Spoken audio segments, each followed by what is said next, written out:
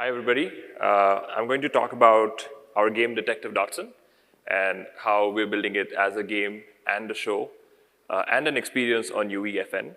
Some of the considerations behind it, why we're doing it at all, and some of the challenges and some of the tips and tricks that we've come across.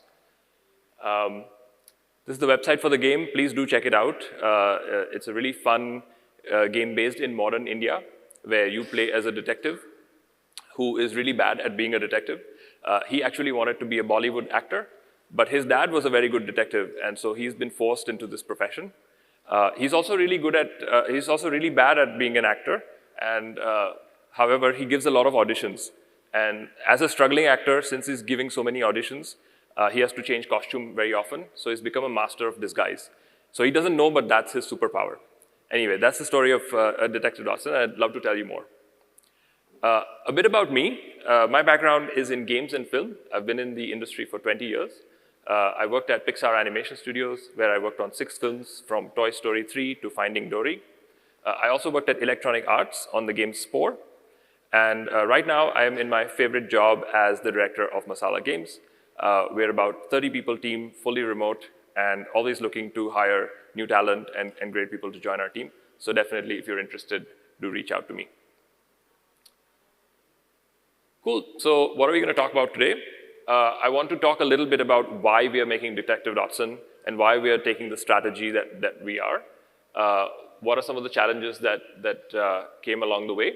And how we're using Unreal Engine to shoot the episodes of Detective Dotson, and also what we're going to do with UEFN. Cool, so let's get started. This is the very first concept of Detective Dotson that we made. And we instantly fell in love with the pixel meets 3D style.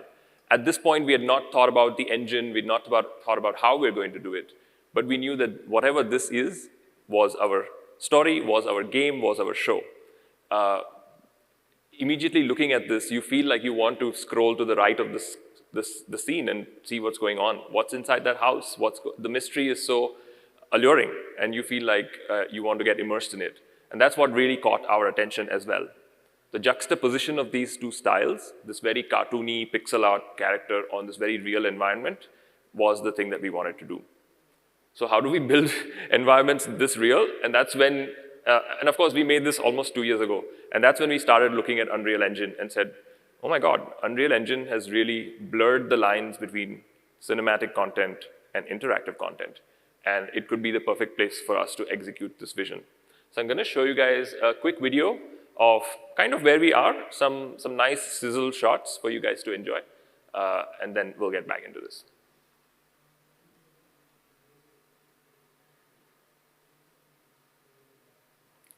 Could you play the video, please? One more.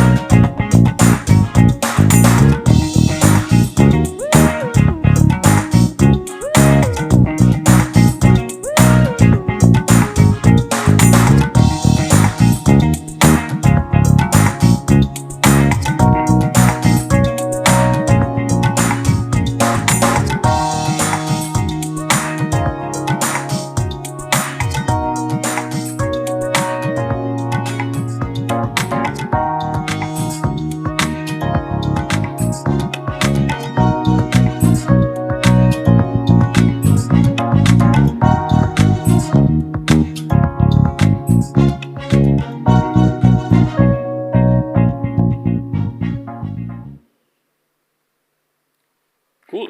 Oh, thank you. Thanks so much. Thank you. That applause really warms my cold black heart. Sorry. No, all of that, what you saw was made in Unreal Engine. And I have had people come up to me and said, oh, I love your show. You're making that video and you're putting pixel art on top of it. And I'm like, no, that's not video. We're doing that in CG. That's rendered in Unreal Engine. So, that's a great compliment for me when people say that they think it's video because it's actually CG. And that's what we want. We want the world to feel real, like how you and I walk out into India and what it feels like, right? So let's get into the why of it all. Like, why do this at all? Why make, first of all, why make a show or anything from modern India? So we think that modern India is the most interesting place on earth because our ancient culture and the old India has morphed and twisted and turned into something really amazing and has merged with what is available today and turned into something that is way more interesting than anything out there. We really want to represent and tell stories, not just from ancient and epic India, but from modern India. I think that's important that as a games industry, as an entertainment industry, that kind of content goes out into the whole world, right? Here's the big question.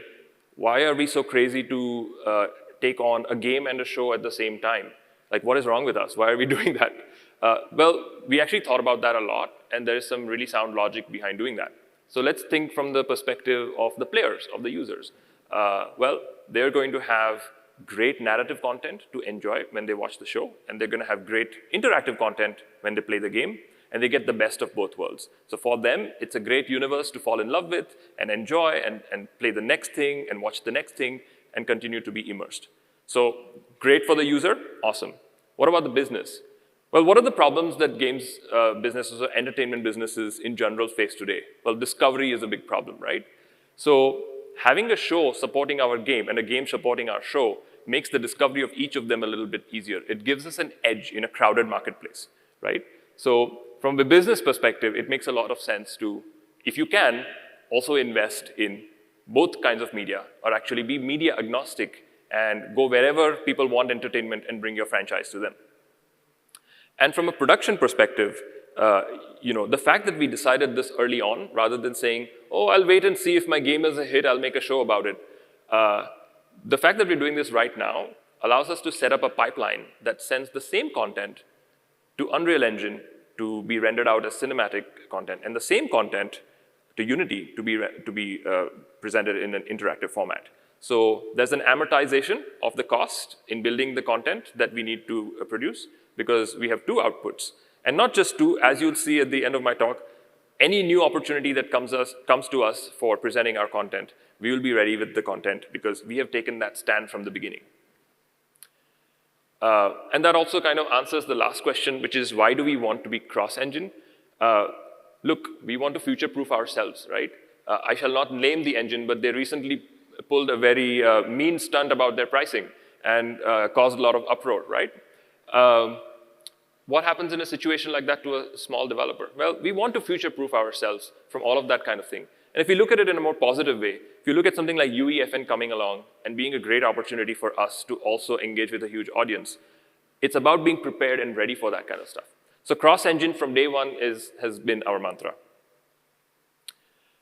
Let's talk a little bit about the challenges. Now, just a note, when I made this slide, Matthew Perry was still alive. So RIP Matthew Perry, thanks for all the laughs and what a great character he played. I wanted to mention Friends because when I was a teenager, and sorry, I'm very old. When I was a teenager, I grew up watching Friends. And to me, when I look back at that, that's how I kind of learned about American culture, right? It was USA 101 for me, was Friends. That's how I imagine people in the US are. Whether that's accurate or not, that was sort of my understanding of that world. Well, what do they have to look at for India? Like if I'm a person in Sweden, or I'm a person in North America, or I'm a person in Japan, what are they looking at and saying what modern India is like? They can't look at RRR and say, oh, that's what India is like, because it's not, right? There is literally nothing, right? And this is a bit of a challenge because since there is literally nothing, and modern India is culturally underrepresented, that means that when a small studio like ours goes out and says, okay, well, maybe we can start with some assets from the marketplace, there is no assets in the marketplace for us to start with.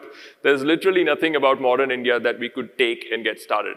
And for us, it was important to show India as real. So another challenge was whenever I asked my artists, like, okay, we want to build a housing colony, or we want to build a bazaar or something like that, they are always going back to that old India, like what we've seen in like Aladdin or something like that. And I'm like, wait, what is this? Like, this is not, no, don't fall into this trap, right? India is not old ancient place. Just walk outside, see the India, and let's make that, right? So we ourselves had to sort of reverse brainwash ourselves into understanding what modern India is and building for it. And we had to build the whole thing ourselves. So I'll show you a few models and setups and environments that we created for representing what the world around us looks like. And of course, there is old stuff, but there's also new stuff. And there's everything in between is available here. So obviously, it's very challenging. It was a huge task to go ahead and build all of India. But this is also India, right? We have tall buildings. We have great roads. We have all of that. And Unreal Engine was a really amazing choice for this because as soon as we put our pixel characters into these, really very real-looking 3D scenes, they just popped out and looked incredible. And we fell in love with this art style. So we doubled down on it. We play to the strength of Unreal Engine of making things real out of the box really quickly and then keep our characters really in the cartoony space. I want to get into a few breakdowns and show you guys a few things that, how we're making some of these things. It's not too technical, but it should be fun to kind of get in and play around with some of these things. The first thing I want to talk about is that we don't do storyboards. We were doing a trailer in the early part of our pre-production, and the problem we ran into was that everybody was interpreting storyboards differently. The modelers were thinking of the storyboards differently. The animators were thinking of them differently. The camera team was thinking of it differently. And so we had a lot of communication issues because we are a fully remote team. And then the solution for that we realized, and we kind of just chanced upon, was we don't do storyboards anymore. We just block out all our shots in Unreal Engine directly. So let's say there's a shot in a cricket stadium. We bring the cricket stadium into Unreal Engine. It may not be the final version, but we bring it in, and we set up all the cameras, take all the shots that we need, and do it right there. So we don't need any separate storyboards. Everything is already available in Engine where the final shot is going to be rendered. I want to show a bit about this process. So this is a sped up part of this video. And yeah, basically all the shots are provided to the animator like this by our Unreal artists, where the characters are not animated, obviously, and everything is just very temporary. There is a voiceover on top of this that is given to the animators, and then they're supposed to make the shots based on these camera angles and this kind of blocking. So this has replaced our storyboards. I would say that this is much better than a storyboard. And now I want to show you a small clip. This is, please, totally work in progress, just for you guys, especially 3-minute clip from Detective Dotson. Please enjoy. Oi, Dotson, wake up. I got you a friend. Seems like this guy's arresting officer crushed him like a pani puri.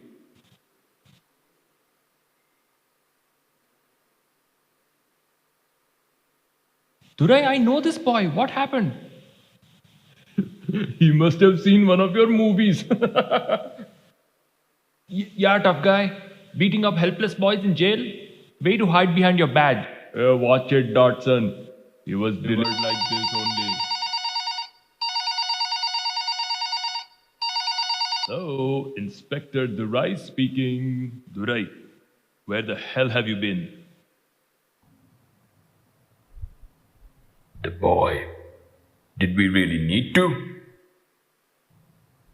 Don't challenge me. No, sir. It's just that we are supposed to protect the people, not tell me. If you don't follow orders, who is going to protect you? Giri bhai, I was wondering when you'd call. Durai, where is Dotson? Relax, he's here in my care. I even gave him a friend for company. Dotson, sir. Chotu, what happened? They raided our shops, destroyed everything. Is this Thambiji? What are you doing here, sir? Listen to me. It's not safe. He is not safe. You must isolate him. Where is your dad? Is he okay? He will be. If I go through with this. And Thambiji is here. Durai, listen. You and the kid, get out of the station now. What? Why would I get out of my own station? Get out now. Okay, it's showtime. Get ready, Mr. Protector.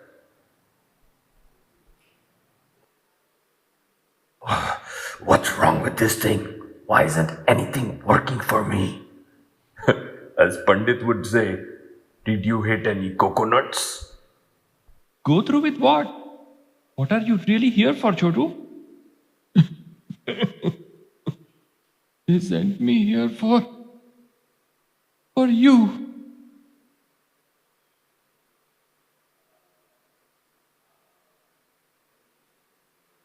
I'm sorry about your dad, Dotson sir, but this is the only way I can keep my dad safe. Wait, Durai! Hang on! There we go. Kaboom.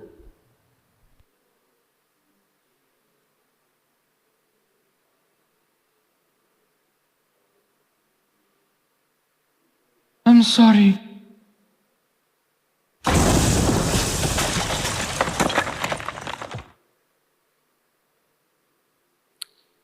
Yeah, thank you guys. So that's, oh, thank you. It's getting there. It's not ready yet. Obviously, there was no music in there to build up the tension or anything like that. But I really thought I should, peel back the curtain and show you guys how it's coming along and how we're building it, and tell you about the process a little bit. So yeah, just blocking everything out in Unreal Engine itself just eliminated the communication issues that we had surrounding storyboards. I want to show you something real quick about lighting. The thing that amazes me about Unreal Engine is just out-of-the-box lighting is so good. The atmospherics in the lighting is just so unbelievably good. And I was a graphics programmer when I started my career, and I remember working on Spore and spending like 3-4 months just working on the shadow system. And then cut few years later, Unity came out, and I was like, oh shit, now like game developers can just press a button and the shadow is on. And if we continue further, we're talking about 2012, 2014. I was thinking, but making making super realistic, beautiful things is it's very hard. It'll take a lot of time to do. And then cut to today, where in Unreal Engine you just out of the box things just look incredible. And you take that continuum further, and you might say, making a multiplayer game with so many people and everything is really hard. And we can keep going, and you'll see like in UEFN, doing that is just absolutely trivial now, right? So let's get into that for a bit. So I think a couple months back, I got into touch with the team at Epic, and they said, oh, we have this thing called UEFN. Have you heard of it? I said, no, what is that? And they said, oh, just check it out. This is what it is. And when I saw it, I was like, oh my God, this is incredible. Like, this is the closest thing I've seen to an actual metaverse. And also, it's really fun to build in this thing. And I wonder what we could do in it. So we spun up a small team, took our existing assets, and made a small experience, which is called Loot Biscuit. And obviously, it can't be a detective game because the Fortnite audience wants something more action and adventure. So we've made, what we made is kind of a running game where you are supposed to collect coins, and the other players are trying to knock you off of these platforms. So our world is a spiral around this huge murti of Shivji. And it's kind of a metaphor for life. You run around collecting coins, other people try to push you off, and in the end, you reach Shivji. So that's kind of the idea behind it. I'd love to show you guys a video of this level.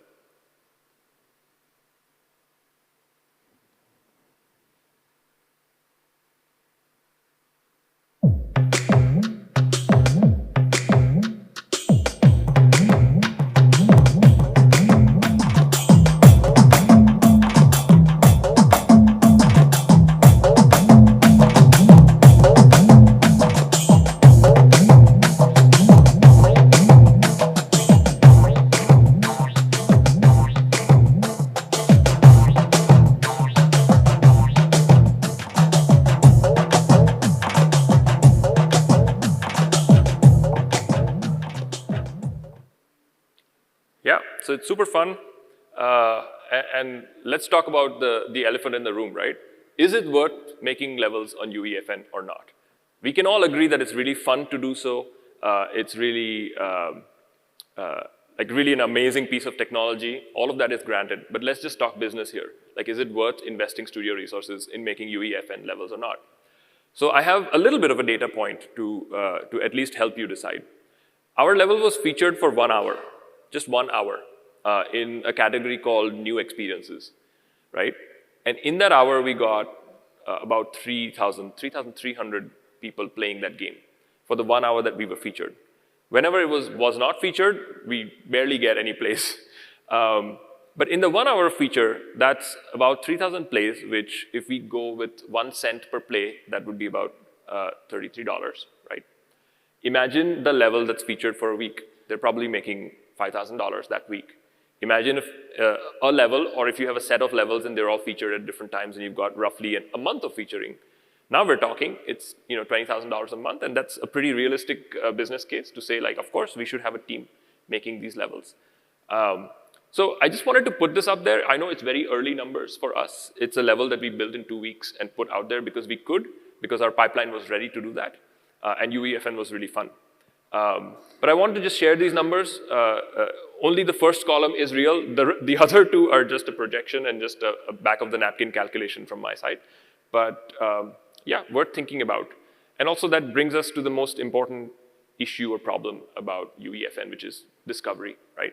And we need a lot of platform support. We need deep linking. I know Epic's working on that, but today if I want to tell you to go play that level, I can't give you a link. I have to give you a code.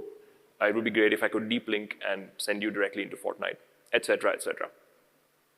But yeah, I think the ease of how quickly we can make stuff in UEFN kind of amazed me. And the fact that it's totally multiplayer, the graphics are amazing, and it kind of just works is kind of shocking how far we've come from me spending 3 months on a shadow system in 2008, right? So constantly amazed by the advances in the industry. This is the code, by the way, if you guys want to play our level. Sorry, I can't share a link because there isn't a way to do so, but I know that's going to get fixed soon. Cool. I think that's everything that I wanted to talk about. In summary, cross-media experiences about our country, about modern India, are not only are they easy and doable, but they're totally worth doing. I hope I got that across. And where is our, Japan exports JRPGs. Where is our cultural export in the interactive space, right? Let me challenge all of you and myself to solve that problem and make that happen. And yeah, thanks for Epic for making these amazing tools and always supercharging our ambitions and making us punch higher even as a small studio. So thanks, everybody.